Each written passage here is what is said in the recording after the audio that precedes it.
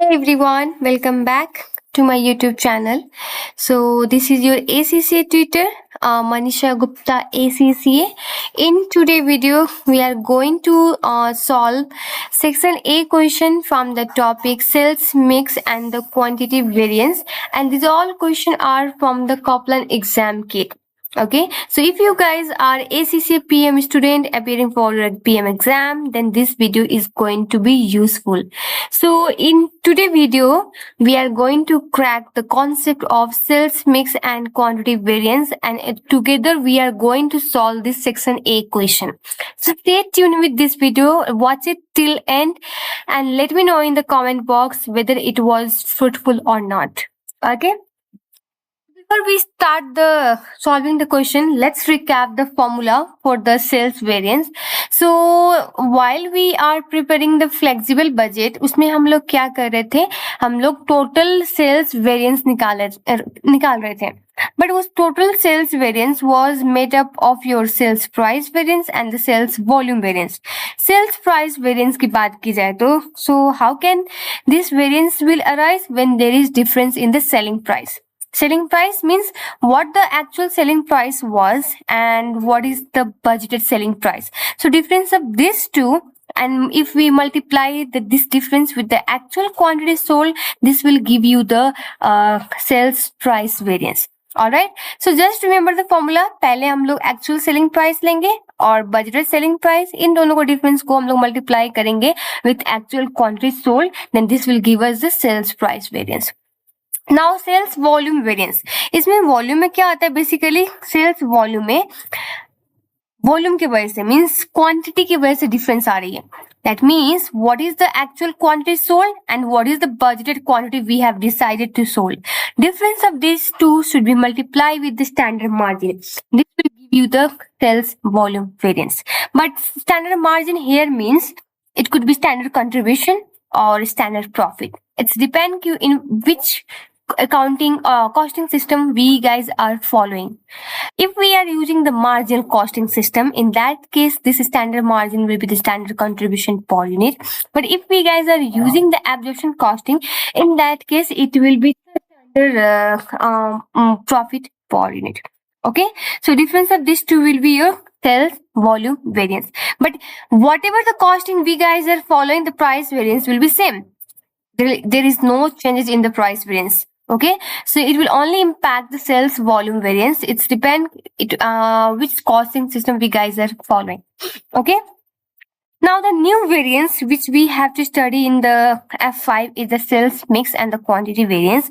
This is nothing, just the breakdown of the volume variance. इस volume variance को हम लोग break down कर रहे हैं. Okay, so if you can see the chart, so price variance was the same as we have learned in the F2, and sales volume variance is also same what we learned in the F2. But here in F5, the sales volume variance has been subdivided into two categories, that is the sales mix variance and the sales quantity variance. If we add these two also, we can get the sales volume variance. No issue at all up to here. Now, how sales mix variance and quantity variance is calculated? Nothing. We will write down AQ sold into the standard margin and at last BQ sold into the standard margin. और बीच में एक कबाब में हड्डी आ जाएगा. S mix into standard margin. Okay. So difference of first two is your sales mix variance and last two is the sales quantity variance. और mix variance कब arise होगा?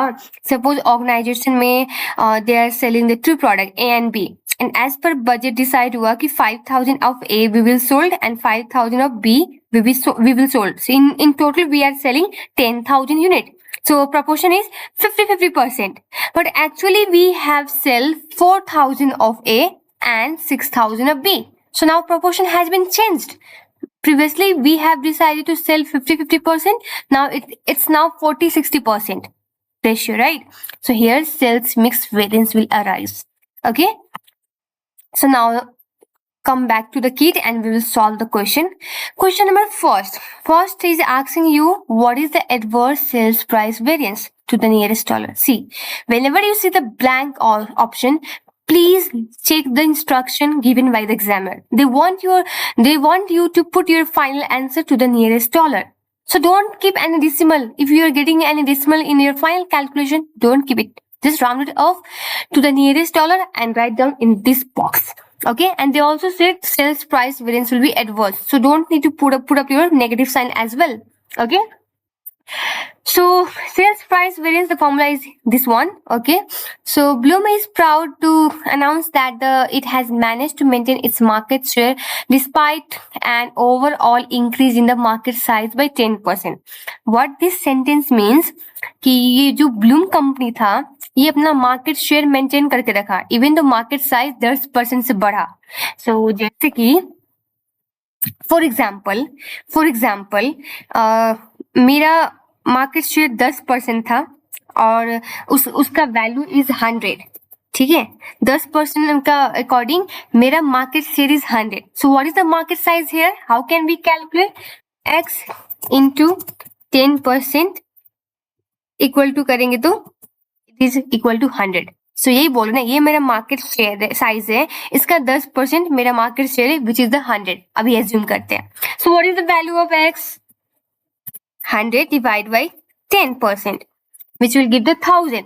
अब मेरा मार्केट शेयर 10% से बढ़ गया, दैट मीन्स 1.1 से multiply करेंगे और मेरा मार्केट शेयर नहीं सॉरी मार्केट साइज 10% से बढ़ गया. मार्केट साइज 10% से बढ़ा तो इट इज नाउ 1100. पर मेरा मार्केट शेयर 10% ही है, वही क्वेश्चन बोल रहा है. इवन द मार्केट साइज यहाँ पे इंक्रीज हुआ, मेरा मार्केट शेयर 10% ही है. सो इसका 10% क्या होगा? इसका 10% विल बी 110. आप चाहे ऐसे कैलकुलेट करो और ये जो 100 था ना इसी में अगर आप 1.1 से 10% से इंक्रीज हुआ है ना तो मार्केट साइज 10% से इंक्रीज होगा तो मेरा मार्केट शेयर भी 10% से इंक्रीज होगा ना. सो इंटू 1.1 कर दो which will also give the value 110. ठीक है, दोनों अप्रोच आपके पास है. Okay. Now, however, the sales director, when challenged by the journalist, recently admitted having been forced to reduce sub-selling price by 1.50 per bunch on an average budgeted volume of 12,000 bunches. So, in reality, उनको selling price reduce करना पड़ा by how much? By 1.50 और budgeted हमारा volume कितना था? 12,000. So, budgeted volume 12,000 था तो हमारा AQ क्या हो जाएगा? Actual quantity sold. ये भी 1 मिनट में आते हैं. So all is not a rosy as it seems in the blossom garden. If the standard variable cost of bloom bunch of flower is 20, the standard contribution gain is 5. So what is the sales price variance?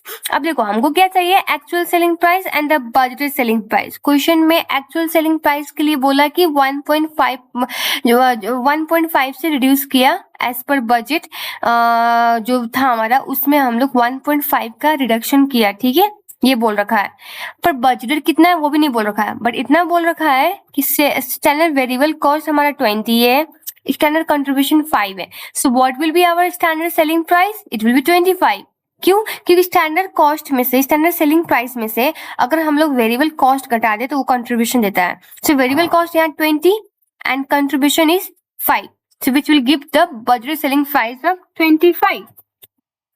और actual quantity sold कैसे होगा कि market share actual में increase हुआ तो हम लोग ने ज्यादा बेचा होगा ना 12,000 से. सो 12,000 का इंटू 1.1 करेंगे. So this will give us value of इतना. So now actual selling price हमारा रिड्यूस किया गया था. बजट 25 था, एक्चुअल में we have reduce by 1.5. Actual quantity sold उतना ही है 12,000 का into 1.1. So difference is our price variance, sales price variance which is 19,800 negative मतलब adverse. So यहाँ पे आपको सिर्फ 19,800 ही रखना है. The second question में they have asked what is the sales volume variance? Favourable sales volume variance सब चीज सेम है बट यहाँ पे अब वॉल्यूम वेरिएंस के लिए ये और इसका डिफरेंस होता है, राइट? तो सेल्स वॉल्यूम वेरिएंस कैलकुलेट करने के लिए एक्चुअल क्वांटिटी सोल्ड वाज 12,000 का 1.1 और स्टैंडर्ड मार्जिन वाज कंट्रीब्यूशन दिया हुआ है, that is the margin costing they have been following. So 5. budgeted quantity sold was 12,000 और standard margin was 5. So इन दोनों का difference will be our sales volume variance which is 6,000. ये भी complete. Okay, so 184 में क्या बोल रहा है question? What is the value of adverse sales mix variance? Adverse sales mix variance. अब मिक्स वेरिएंस कैलकुलेट करने के लिए बोल रहा है. सो मिक्स वेरिएंस कौन कौन सा है? ये और इसका difference is the sales mix variance. So yellow company sells two type of squash ball. So दो टाइप ऑफ बॉल बेच रहे हैं, A and B, and standard contribution from this ball are 4 and 5 respectively, and standard profit per ball is 1.5 and 2.40 respectively. So दोनों दिया है standard contribution and the standard profit. The budget was to sell 5 and 5 type A balls for every 3 types of ball. So मतलब ratio क्या था? 5 और 3. So A का 5 बेचेंगे और B का 3. So टोटल में कितना हो गया? 8. ठीक है. So actual sales was to 40,000 balls, which was 20,000 balls higher than the budgeted. The actual sales include 200,000 of types of A balls. Yellow value is stocks of ball at a standard marginal costing. अब standard marginal costing बोल दिया, इसका मतलब हम लोग contribution लेंगे. तो जो स्टैंडर्ड मार्जिन है उसकी जगह पे क्या आ जाएगा हमारा? Contribution, which is 4 and 5. So 4 and 5, 4 and 5. ठीक है. अब एक्चुअल क्वांटिटी सोल्ड क्वेश्चन ने बोल रखा है, right? So actual quantity sold all together 240,000 है, which was higher than the 20,000 balls जो हम लोगों ने डिसाइड किया था. ठीक है. So actual quantity sold for the A question ने दिया 200,000. सो बी कितना हो जाएगा? 40,000, क्योंकि रिमेनिंग 40 रह गया ना, तो 40,000 ये हो गया डन. सो इन दोनों को एडिशन कर देते हैं हम लोग, 10,000. अब स्टैंडर्ड मिक्स के लिए हम लोग को क्या करना है? एक्चुअल कितना सेल हुआ है? 240,000. अब 240 को हम लोग 5/8 एंड एक दूसरे को 3/8 करके निकालेंगे. तो यहाँ पे पहले 5/8 इंटू 240,000 एक्चुअल में बेचा है हम लोग ने, सो इंटू 4. फिर यहाँ पे 3/8 into 240, 1 2 3 into 5. So all together कितना आएगा? Copy paste. So what is the answer? Our 50,000 is the sales mix variance. ठीक है. सो यहाँ पे हम लोग ने क्या किया? 5/8, यहाँ पे प्रोपोर्शन लेंगे. 5/8 into actual quantity sold which is 240,000. मतलब एक्चुअल में जो बेचा है स्टैंडर्ड के अकॉर्डिंग हम लोग प्रोपोर्शनेट कर रहे हैं. ठीक है. ये डन. सो नाउ 285 में now they are asking the favourable sales quantity variance. Favourable sales quantity के अकॉर्डिंग दे आर सेइंग कि उन्होंने एक्चुअल में कितना ज्यादा बेचा हुआ है? 20,000 हायर बेचा हुआ है as compare to the budget. मतलब बजट कितना का था? 220,000 का. सो नाउ हम लोग बजटेड ए को कैसे डिवाइड करेंगे? सो 5/8 इंटू 220, 1 2 3 इंटू स्टैंडर्ड मार्जिन कितना है हमारा? Contribution is 4 and 5. यहाँ पे भी 3/8 लेंगे क्योंकि बजट के अकॉर्डिंग प्रोपोर्शन ये है और टोटल क्वांटिटी दिया हुआ है विच इज 220,000.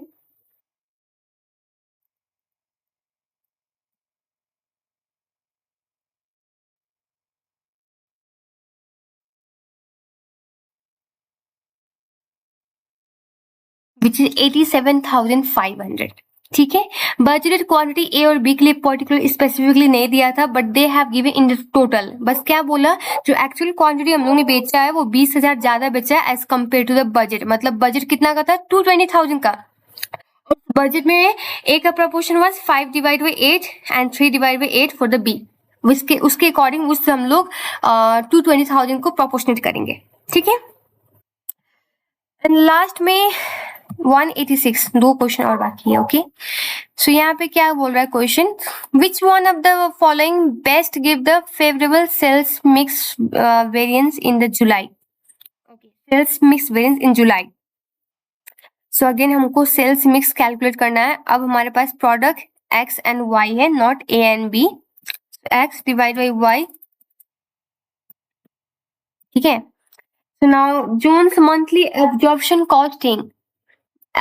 costing follow कर रहा है. So now we will take the profit, not the contribution. Analysis report include the sales mix variance which indicate effect on the profit of the actual sales mix being different than the budgeted sales mix. The following data are available. So हम लोग को data दिया हुआ है. So अब इस data को use करके हम लोग को यहाँ फॉर्मूला चार्ट में फिट करेंगे और फाइनल वैल्यू कैलकुलेट करेंगे. So सेल्स मिक्स कैलकुलेट करने के लिए बोल रहा है. So फर्स्ट एंड सेकेंड का difference, right. So actual quantity sold for the X is 2000 and STD margin के पे क्या लेंगे, standard profit which is 4 given the question. Y के लिए 8000 actual quantity sold and standard profit is 6. इन दोनों को ऐड कर देते हैं. So which will give us total इतना. नाउ एस मिक्स को कैसे कैलकुलेट करेंगे, हम लोग रेशियो देखेंगे. सो रेशियो के लिए अब देखो, बजटेड के अकॉर्डिंग 3000 एक्स बेचना था और 6000 वाई. सो इन टोटल 9000 बेचना था. सो नाउ 3 डिवाइड बाई 9 करेंगे. So 3 divide by 9. Why? Because X का टोटल कितना है, 3000 आउट ऑफ 9000. ठीक है. एक्चुअल क्वांटिटी कितना बेचा है हम लोग ने, एक्चुअल क्वांटिटी बेचा है 8000 प्लस 2000, दैट मीन्स 10000. और standard margin means standard profit is 4 है. क्यों स्टैंडर्ड प्रॉफिट ले रहे हैं, बिकॉज क्वेश्चन ने बोल रखा है ये जोन कंपनी जो है ये एब्जॉर्प्शन कॉस्टिंग यूज करती है. Okay. So now this one is 6. बाकी सब चीज सेम एंड प्रॉफिट चेंज हो जाएगा 6.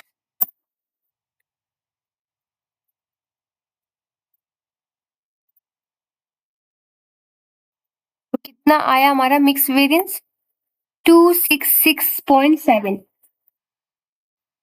That means D. ठीक है. अब इसी क्वेश्चन का आई थिंक नहीं, दूसरा क्वेश्चन है. So you have been provided with the following information relating to the three product. So what is the sales quantity variance? Now ये मैं आपको टास्क देती हूँ, आप ये कंप्लीट करो and let me know in the comment box इसका answer क्या है और किसने सॉल्व किया, लेट मी नो. अभी अब ऑब्वियसली मैंने इतना सॉल्व कर दिया, इसी फॉर्मूला में आप फिट करके आप खुद सॉल्व भी कर सकते हो. So let's check your knowledge and thank you so much guys for watching this video.